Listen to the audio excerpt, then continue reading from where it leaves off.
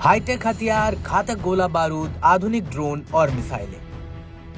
अगर किसी देश के पास ये चीजें मौजूद हैं, तब वो जंग में आसानी से दुश्मन के दांत खट्टे कर सकता है या उसे बराबरी की टक्कर दे सकता है।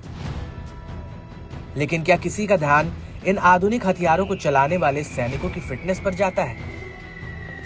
आमतौर पर तो ऐसा माना जाता है कि किसी देश की आर्मी में काम करने वाला जवान देश रक्षा के लिए खुद को फिट ही रखता है, लेकिन चीन के साथ ये मामला कुछ अलग सा है। एक ऐसी रिपोर्ट सामने आई है जिसने चीनी सैनिकों के दमखम पर सवाल खड़े कर दिए हैं। क्या जंग में चीनी सेना हांफने लगेगी? ये ऐसी खबर है जिसे सुनकर एक बार को खुद जिनपिंग भी हैरान हो जाएंगे। जी हाँ, अब चीनी आर्मी के फिटनेस पर लोग हंस रहे हैं।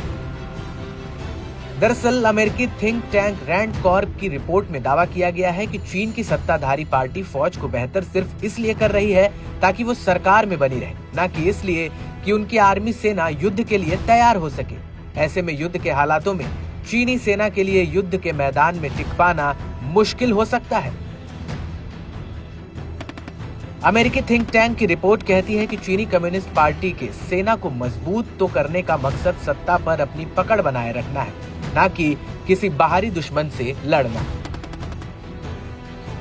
रिपोर्ट में कहा गया है कि पीएलए अपने प्रशिक्षण समय का 40% तक राजनीतिक विषयों पर खर्चा करता है। इससे सवाल उठता है कि पीएलए आधुनिक युद्ध के लिए कितना तैयार है।